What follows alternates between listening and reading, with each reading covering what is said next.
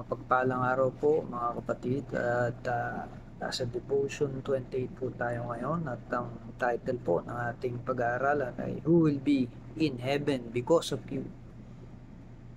Ako pa rin po ito sa aklat ni Pastor Rick Warren, Open Doors. Acts 20:24, the most important things is that I complete my mission, the work the Lord Jesus gave me to tell people the good news about God's grace. Tayo po ay napagpala ng salita ng Diyos.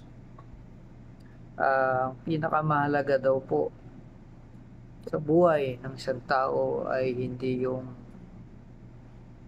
ikasal, magkaroon ng retirement fund, mag-travel sa buong mundo, maging sikat, at bayaran po yung mga utang natin o mortgage. Mahalaga po ito pero hindi ito yung pinakamahalaga. Sabi po ng Bible, ang pinakamahalaga sa lahat ay mapulpil natin yung ating mission dito sa lupa. At mahalaga po ito dahil kailangan natin malaman ano yung pinakamahalaga talaga. Ito nga po, yung mission natin na wala nung makilala natin ang Panginoon. Na mayroon palang Diyos na nagkatawan tao po upang tayo ay maligtas dahil hindi po posible na maligtas ang sino man maliban na lamang na makilala niya si Jesus at malaman niya yung mabuting balita tungkol sa Panginoon na may Diyos pala na totoong nagmamahal at dahil sa pag-ibig po ng Diyos ay binigay niya yung kanyang bugtong na anak sa atin upang lahat ng sumampalataya sa kanya ay magkaroon ng buhay na walang hanggan. Ito po yung pinakamahalaga at ngayon nalaman po natin yung layunin natin sa buhay at merong nag-share sa atin na to dahil hindi naman natin malalaman kung hindi natin narinig yung mabuting balita tungkol kay Jesus. Kaya ang ating pong purpose ngayon ay bahagi din po itong liwanag nito, yung kaligtasan na nagmumula sa Panginoon. Kaya ang title po natin, Who Will Be in Heaven Because of You? Sino ang mapunta sa langit dahil sa buhay po natin? Kaya nagde-devotion po tayo. Ang target ko po ay hindi monetization. Ang target ko po ay kahit isang kaluluwa lang makakilala sa Panginoon magitan ng pagbabahagi po ng salita ng Diyos dahil ito po yung pinakamahalaga sa buhay ng tao. Balang araw ay magpapasalamat sila sa iyo dahil ikaw ang ginamit ng Diyos sa kanilang buhay para magkaroon ng kaliwanagan at eternal life. Kasi dito po sa mundo ay pansamantala lang. Kaya kapag merong taong namatay, diba, napakalaga po bago sila mamatay dapat ma-share po natin yung tungkol sa Panginoong Hesus.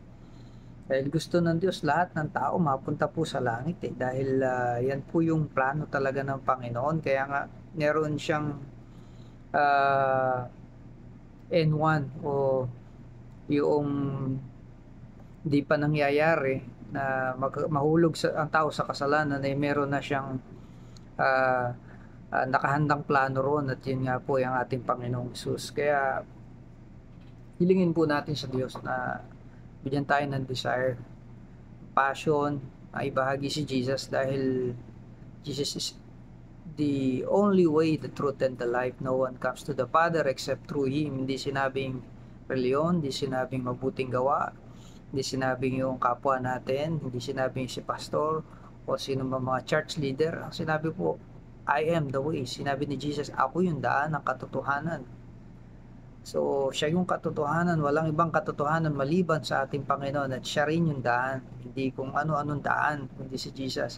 And the truth, siya rin yung katotohanan, the truth, the way, si Jesus po lahat. Kaya, pag nakilala po natin ang Panginoon ay doon natin makilala si Diyos Ama. At yung banal na Espiritu ang magpapaliwanag po sa atin pag nagbasa tayo ng Bible. Kung dati magaling tayo sa Bible lang, pero pag nabuksan po ang puso ng mata ng puso ng ating spiritual na sabi nga open the eyes and the heart of open the eyes of my heart, Lord, ay makikita natin yung katotohanan tungkol sa Bible na may Diyos pala na lagi tayong inaalala. Mayroon nga pong kanta na wag mo sanang isipin, di kita minamahal, wag mo sanang isipin, nalimutan na kita. Ang totoo po niyan, kaya may mga katulad ko po na nag-share nito. Dahil ito iudyok po ng Espiritu Santo. Baka meron ng mga taong gusto na magpakamatay. Narinig nila yung mensaheng ito na may Diyos na nagmamahal at walang kondisyon ng kanyang pag-ibig. At ang tanging kailangan lang po natin ay kilalanin si Jesus at lahat ng bagay ay kaya niya ipagkaloob, idaragdag niya lang ito kung unahin po natin ang Panginoon. Ay itong mabuting balita, ito yung most important thing sa mundo, yung gospel na marinig ng tao. Kaya yun po yung pinakamahalaga. Kaya kung tayo po ay di pa tumatanggap sa Panginoon, ang kaligtasan po ay hindi mahirap. Ang mahirap po ay yung ginawa ng Diyos na nagligtas dahil siya yung naghirap sa krus ng Kalbaryo, siya yung tumanggap ng napakaraming pasakit, di lang damdamin kundi literally.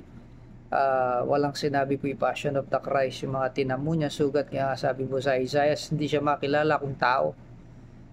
Baka yung mata niya lang ang walang latay, o baka lahat may latay.